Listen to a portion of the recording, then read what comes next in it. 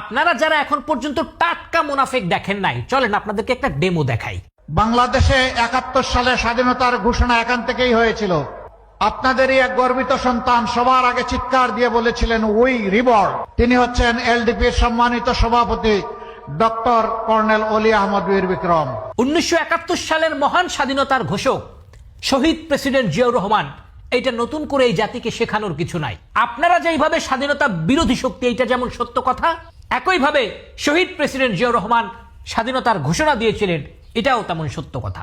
আপনি যাকে স্বাধীনতার ঘোষক বানাইছেন, চলেন তার মুখ থেকে একটু শুনে আসি। শহীদ রাষ্ট্রপতি জিয়াউর রহমান বেতার কেন্দ্রে গেলেন, আমিও গেলাম। উনি সহস্তে নিজেই লিখলেন, I major Zia declare myself as head of the state and declare independence of Bangladesh. উনি নিজের হাতে লিখলেন কথাগুলি। আপনাদের জামায়াত ইসলামের একজন নেতা, আমাদের সবার প্রিয় আল্লামা সাইদি হুজুর কি বলছিল, সেইটাও একটু শুনি। স্বাধীনতার ঘোষণা এই চট্টগ্রাম থেকে স্বাধীনতার মহান ঘোষক প্রেসিডেন্ট জিয়াউর রহমান সাহেব দিয়েছিলেন। এখন এই শফিক সাহেব তিনিও কিন্তু এই বিষয়টা জানে এবং মনে প্রাণে সেটা মানে না। মাইনে উপায় নাই তো ভাই, এটা তো ইতিহাস।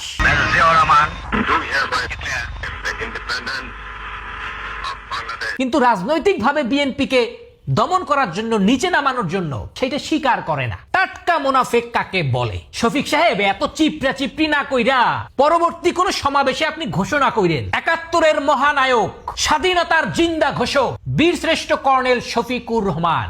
এইটা ঘোষণা কইরা ভাই আপনি খুশি থাকলে আমরাও খুশি।